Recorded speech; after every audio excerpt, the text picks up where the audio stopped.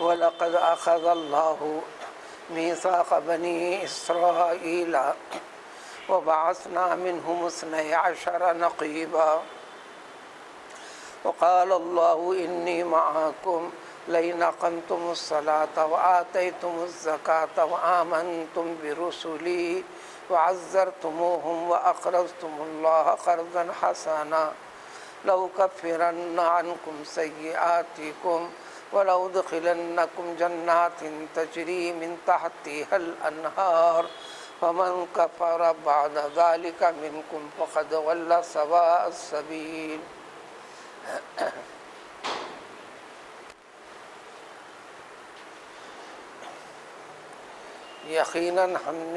یقیناً اللہ تعالیٰ نے بنی اسرائیل سے عہد لیا، یعنی لیا تھا۔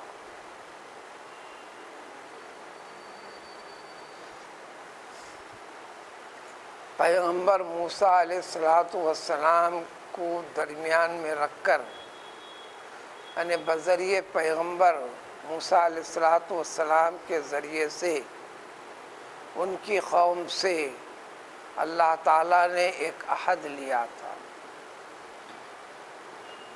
اس عہد کا ذکر سورہ بقرہ سے چلتے آ رہا ہے، خود اس آیت کے اندر بھی اس کی چند وضاحتیں موجود ہیں۔ پہلے پارے میں ذکر تھا وَرَفَعْنَا فَوْقَهُمُ الطُّورَ بِمِيثَاقِهِمْ وَقُلْنَا لَهُمُ ادْخُلُوا الْبَابَ،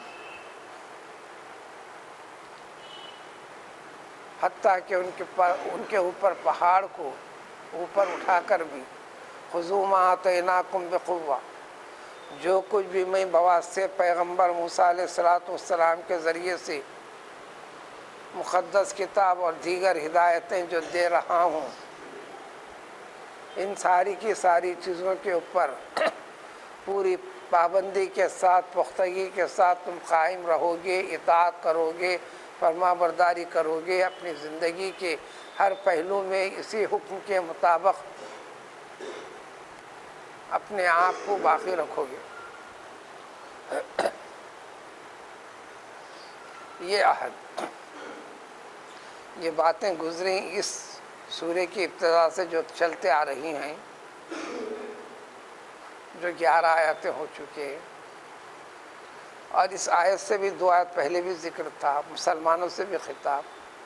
دیکھو تم سے بھی اللہ تعالیٰ نے عہد لے رکھا ہے، یعنی اسلام اور مسلمانی نام ہے اللہ تعالیٰ سے ایک عہد کرنے کا۔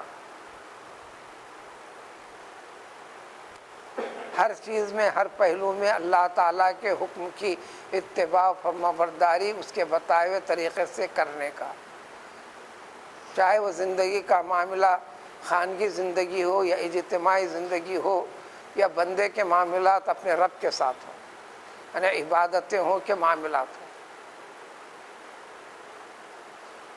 معاملات کے اندر رشتہ ناتا ہو کہ غیر ہو، خاص طور پر وضاحت اس سے جڑی ہوئی آیتوں سے مسلمانوں کے ساتھ ذکر ہوتی رہی، اور یہ قطعی فیصلے۔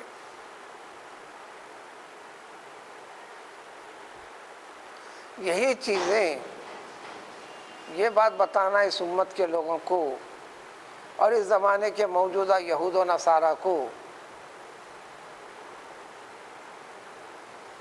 موسیٰ علیہ السلام بنی اسرائیل کے لیے آئے، عیسیٰ علیہ السلام بھی بنی اسرائیل کے لیے آئے۔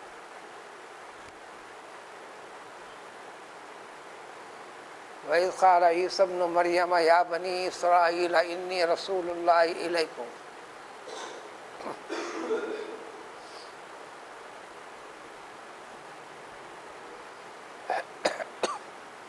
موسیٰ علیہ السلام کی شریعت کو باقی رکھنے کے لیے بہت سارے انبیاء کو اللہ تعالیٰ نے بھیجا۔ وہی تورات، اس کے اوپر جو پیش کی گئی ہے، طریقہ بتایا گیا ہے شریعت کا، اسی کے اوپر قائم اور باقی رہنے کے لیے۔ جب جب قوم نے خرابیاں پیدا کی، بدعملی کی، احکام خداوندی کے خلاف کیا، خلاف سوچنے لگے، تب اللہ تعالیٰ نے ایک ایک پیغمبر کو بنی اسرائیل میں بھیجتے گئے، تعداد بہت بڑی ہوئی، کتنی تعداد صحیح نہیں معلوم، کسی نے 200 انبیاء کرام علیہ الصلوۃ والسلام کا تک تذکرہ کیا ہے، اور آگے پیچھے بھی ذکر ہے۔ تو اب اس امت میں ایک تو اس امت کو بتانا اس آیت سے، دوسرا موجودہ زمانے کے یہود و نصارہ کو یاد دلانا ہے کہ اللہ تعالیٰ نے بنی اسرائیل سے عہد لیا، تو اسلام ایک عہد ہے۔ ان سارے چیزوں کو ایک جملے کے اندر، ایک کلمے کے اندر جمع کیا اللہ تعالیٰ نے، وہ ہے لا الہ الا اللہ محمد الرسول اللہ۔ اس کا اتنا بڑا مفہوم ہے، صرف پڑھ کر گزر جانے کا نام اسلام نہیں ہے۔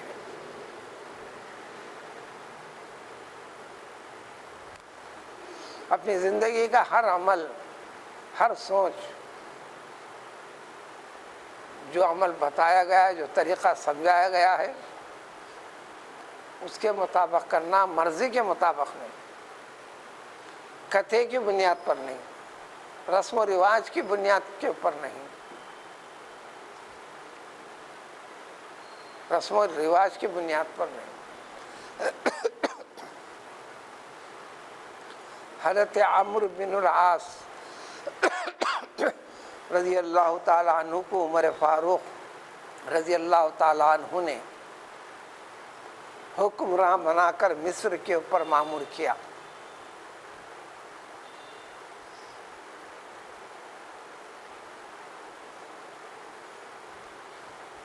جب وہ دن آئے،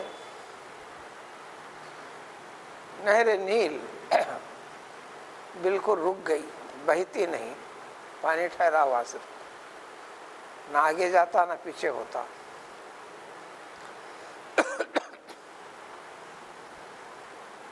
وہاں کے لوگوں نے بتایا کہ سال میں ایک مرتبہ ایسا ہوتا ہے۔ جو ابھی ابھی بالغ ہوئی ہے نوجوان لڑکی، ایک لڑکی کو لے جا کر سمندر میں نظر اور بھیٹ کے طور پر اس کو پھینک دیا جائے تو پھر نہر سال کے 12 مہینے برابر چلتی ہے۔ یہ برسوں سے، سالوں سے یہ تجربہ ہے۔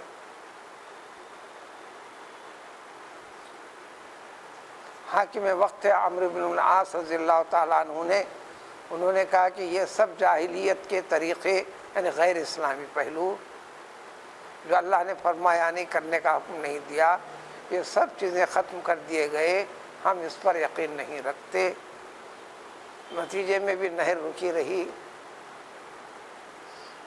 رکنے دیے، آپ باعث حاکم اجازت نہیں دی، نتیجے میں 3 مہینے کا وقفہ گزرا، نہر جون کی تو ٹھہری ہوئی۔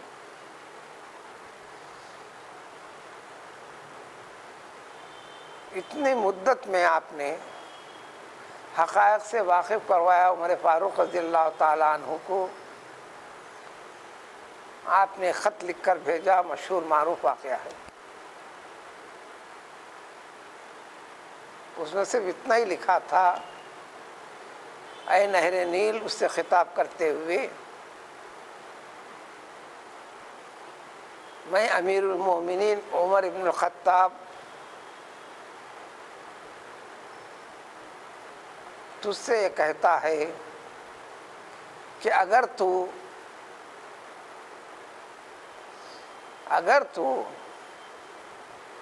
اپنے ارادے سے چلتی تھی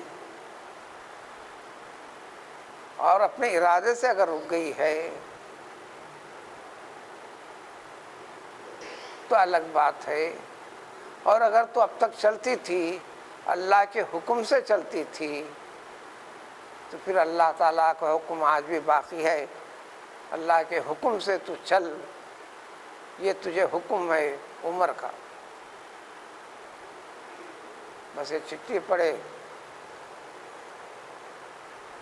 نہر نیل میں ڈال دی، جو چل رہی تو آج تک چل رہی ہے، جو رک رہی تھی برسوں صدیوں سے رک رہی تھی، اب جو چل رہی تو صدیوں سے چل رہی ہے۔ تو اسلام ہر قسم کے رسوم و رواج کو ختم کرتا ہے، جبکہ انسان کی زندگی رسم و رواج کے اوپر سب سے زیادہ ہے۔ قرآن اس جملے کو بار بار قرآن میں تلاوت کرتے چلو ملے گا، ان یتبعون الا الظن، ان یتبعون الا الظن۔ ساری قومیں کرتے ہیں، مذہبی رواج دیتے ہیں، طور طریقے اپناتے ہیں، کرتے ہیں، فلاں فلاں کرتے ہیں، لیکن تمام چیزوں کے پیچھے حقیقت کیا ہے؟ اللہ نے فرمایا کوئی حقیقت نہیں، حقیقت صرف ان کا دماغ ہے، ذہن ہے، کتھے کی بنیاد پر طور طریقے مقرر کر لیے سو چل رہے ہیں، چلتے جا رہے ہیں۔ دین اسلام ہے کہ اپنے ارادے ساری چیزوں کو ختم کر کے اللہ کے حکم کے مطابق ڈھالنا اور ڈھلنا۔ یہ تفصیل آتے گئی۔ اب یہاں ذکر کرتے ہیں کہ اللہ تعالیٰ نے بنی اسرائیل کو بھی عہد لیا، یعنی پیغمبر کے ذریعے سے، جو پیغمبر کے ماننے والے بنے، مسلمان بنے۔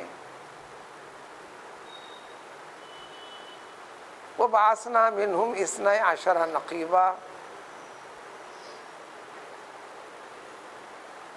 یعقوب علیہ السلام کے 12 فرزند سے نسلیں چلی، بہت بڑی بڑی نسل چلی۔ سارے یہودی آج بھی نسب سے، رشتے سے فلاں فلاں فلاں فلاں فلاں فرزند یعقوب علیہ السلام، پھر اس کے پر پیغمبر یعقوب علیہ السلام۔ سہولت آسانی کے لیے اس عہد لے کر اللہ تعالیٰ نے یہ بھی کر دیا، یعنی پیغمبر موسیٰ علیہ السلام کے ذریعے سے حکم دے کر کروا دیا کہ ان میں سے 12 نقیب کو مقرر کر دیا۔ نقیب رہنما، قیادت کرنے والا، ساری قوم کے اوپر نظر رکھنے والا، ان معاملات میں ان سے نمٹنے والا۔ کیا نگرانی کرنا؟ اللہ تعالیٰ کی مقدس کتاب تورات، اس سے پہلے بات واضح کر دی گئی، عبرانی زبان کا لفظ ہے تورات، تورات پڑھو، توریت پڑھو، دونوں صحیح ہے۔ عربی میں نام کتاب اللہ، اللہ کی کتاب یعنی قرآن، زبان کا فرق ہے۔ تورات عبرانی زبان میں کتاب، اللہ کی کتاب، انجیل سریانی زبان میں اللہ کی کتاب یعنی کتاب اللہ، قرآن۔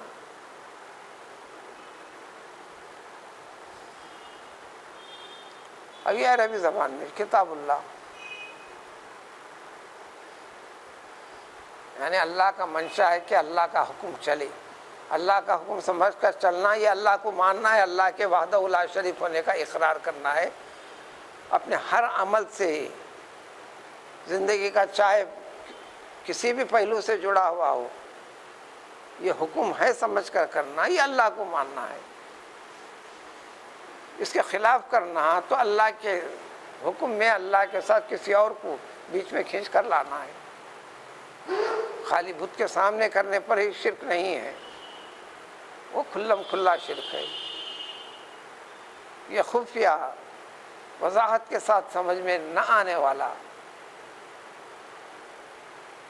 20 سینکڑوں درجے شرک کے۔ وقال اللہ نے فرمایا اس عہد کے ساتھ، انی معکم، یہی چیز مسلمانوں کے لیے بھی قرآن بھی وہ کہتا ہے۔ دیکھو ان چیزوں کے پر اس کیے گئے عہد کے ساتھ، یعنی ہم نے پیغام کو مانا، ایمان رکھتے ہیں، یہ عہد ہے۔ عہد صرف الفاظ کا نام ہے، عہد صرف لا الہ الا اللہ محمد رسول اللہ پڑھنے کا نام نہیں، یا اردو میں ترجمہ کر دینے کا نام نہیں، یا انگریزی میں ترجمہ کر دینے کا نام نہیں، یا تیلگو میں کر دینے کا، ہندی میں کر کے بتا دینے کا نام نہیں۔ آخری شکل ہے لفظ، دل کی کیفیت کو ظاہر کرنے کا، دل میں یقین کے ساتھ عقیدہ رکھ کر، اس کے اوپر یقین رکھ کر زبان سے ظاہر کرنا۔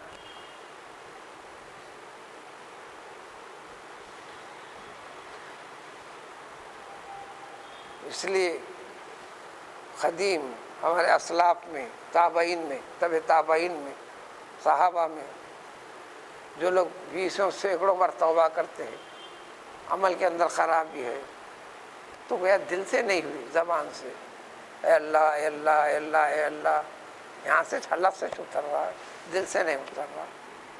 کہا انہوں نے تمہاری توبہ کے اوپر توبہ، یعنی تمہاری توبہ خود ایک گناہ ہے، اب اس سے توبہ کرنے کی ضرورت ہے۔ اس میں سرے فہرست ہیں حضرت رابعہ بصریہ، اے لوگوں تمہاری توبہ کے اوپر توبہ، جب توبہ ہوگی تو پھر کیفیت بدلی کیسا نہیں، سدھرے کیسا نہیں۔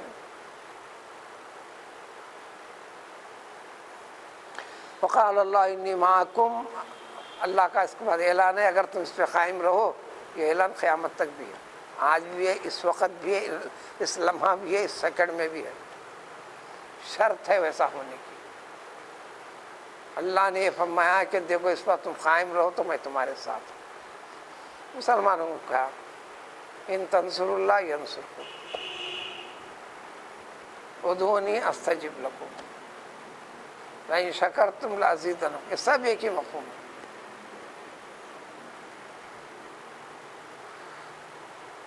تم اللہ کے حکم کو پورا کرو تو گیا تم نے اللہ، اس کو اللہ نے مدد کرنا فرمایا۔ سورہ فتح میں فرمایا اِنَّا صَلَّى کا شاہد مبشر و نذیرا لِتُؤْمِنُوا بِاللَّهِ وَرَسُولِهِ وَتُعَزِّرُوهُ وَتُوَقِّرُوهُ۔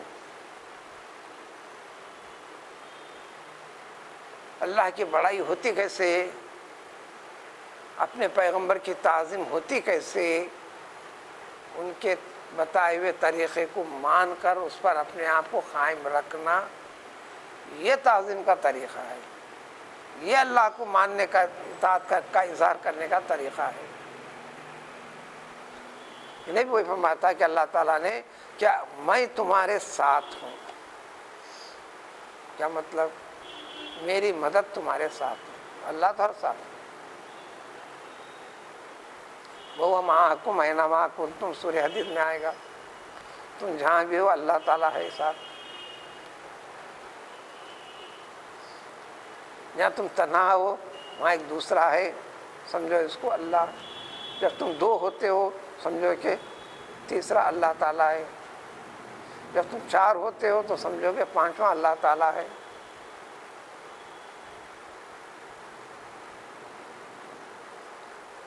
یعنی میری مدد تمہارے ساتھ ہوگی، میری تائید تمہارے ساتھ ہوگی، اس کے مظاہرے عملی طور پر تم زندگی میں محسوس کرو گے۔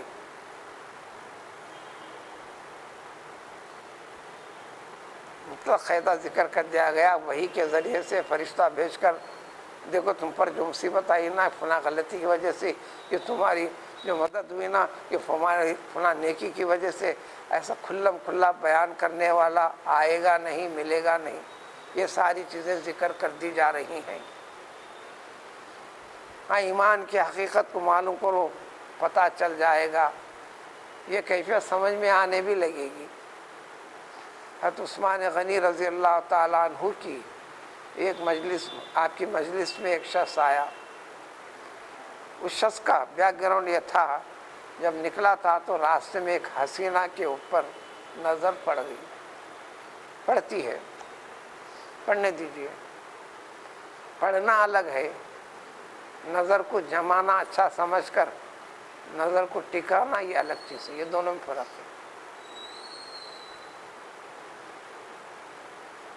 پسند کر کے نظر کو جماتا ہے، ٹکاتا ہے، پھر نظر کو پھیرتا ہے، تو اب گناہ کی مجلس میں اب آیا، نظر تو پڑے گی، ساری دنیا دیکھنے کے لیے اچھے ہے، اب وہ بھی نکلے دیکھنے کے لیے، بلکہ دیکھوں گا اس ارادے سے کیا، تو یہ نظر پڑی نہیں، آپ نظر کو پڑوا رہے ہیں، ڈال رہے ہیں، یہ دو فرق ہیں۔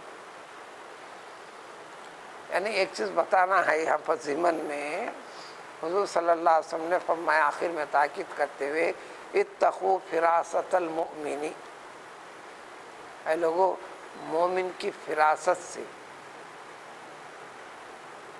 ذہنی دلی، قلبی، دماغی نظر سے جو نظر پڑتے ہی اس کے کیفیت کا پس منظر کو، بیک گراؤنڈ کو بھی سمجھ سکتا ہے۔ اس حدیث میں الفاظ ہیں تم مومن کی فراست سے ڈرو فَإِنَّهُ يَنظُرُ مِن نُورِ اللَّهِ، اس لیے کہ وہ اللہ کے نور سے، نور کیا ہے؟ یہ اطاعت و فرمانبرداری کرنے پر ایک کیفیت پیدا ہوتے رہتی ہے۔ تو یہ شخص بہت اچھی اس کو محسوس ہوئی نظر جمی۔ خیر وہ آ کے بیٹھا تھا، فوراً آپ نے درمیان میں خطاب کرتے فرمایا، اس کا نام لے کر نہیں فرمائے، مگر وہ سمجھ گیا، ظاہر بھی کر دیا اپنے آپ۔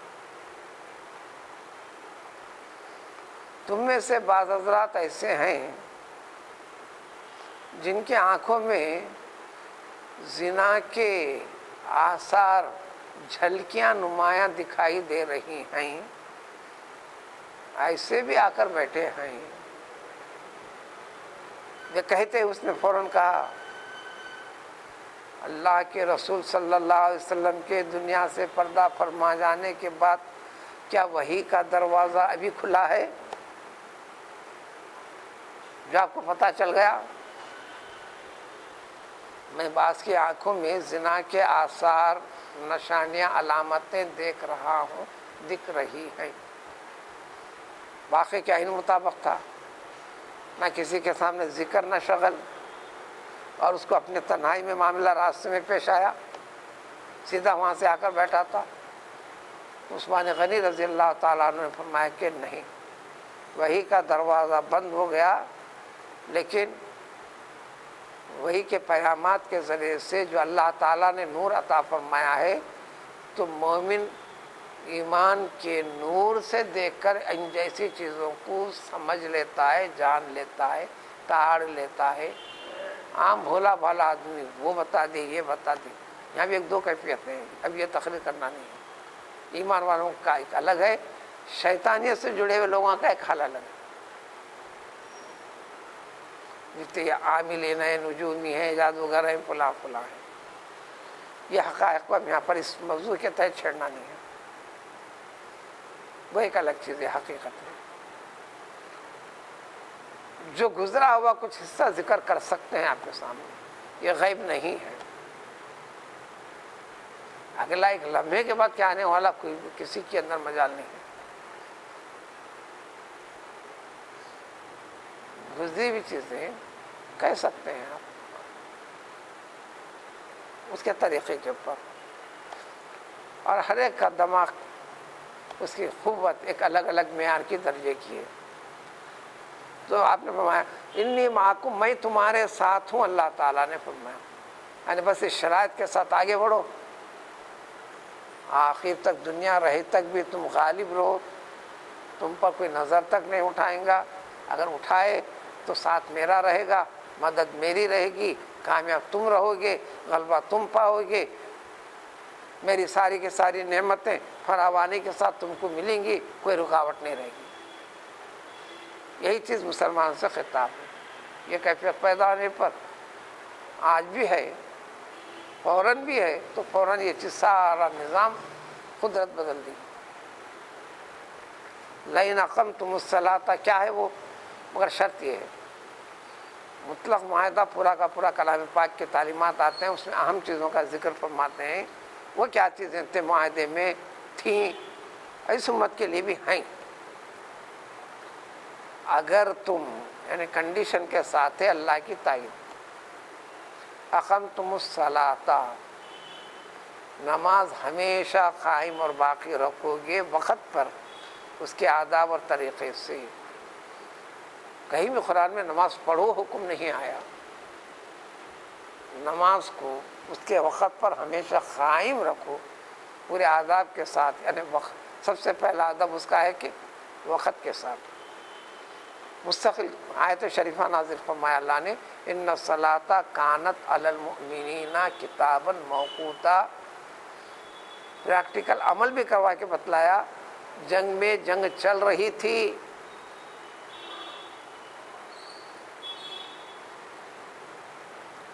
پیغمبر صلی اللہ علیہ وسلم کو حکم دیا، اللہ تعالیٰ نے 5ویں پارے میں پورا جو ایک نماز پڑھائے تھے آپ، وہ نماز کی تفصیل بھی آئی ہے۔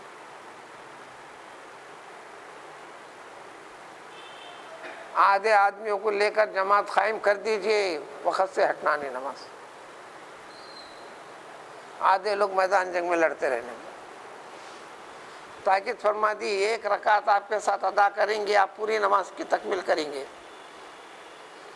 یہ ایک رکعت پڑھ کر یہ فوراً ہتھیار لے کر جنگ کا میدان سنبھالیں گے، جو نماز میں شریک نہ ہوئے پھر یہ آ کر نماز پڑھیں گے، آ کر پڑھیں، پھر ان کا جا کر، پھر یہ جانے کے بعد، پھر یہ نماز پوری کر جانے کے بعد پھر آ کر پڑھیں گے۔ اس دوران میں جو کچھ کر رہے ہیں یہ نماز میں ہیں، نماز ٹوٹی نہیں۔ کیا بتانا مقصد تھا؟ اسی کے بعد فرمایا یہ اتنی تاکید اس جیسی چیز میں جو جان کے اوپر بھی آئی ہے۔ جان کس کی تھی؟ کس کے لیے لڑ رہے ہیں؟ کس کے لیے حکم تھا؟ کیوں گئے؟ اس میں بھی اس طریقے سے اللہ کو یاد کرنا۔ یہ بھی ہوا، پھر ایک جنگ میں پورے 5 نمازیں بھی ترک ہوئیں، پھر اس کے بعد ایک ساتھ 5 نمازوں کی قضا بھی فرمائی۔ تو لہذا قرآن میں جانا حکم ہے، اقامت الصلاۃ آیا، نماز کو قائم کرنا۔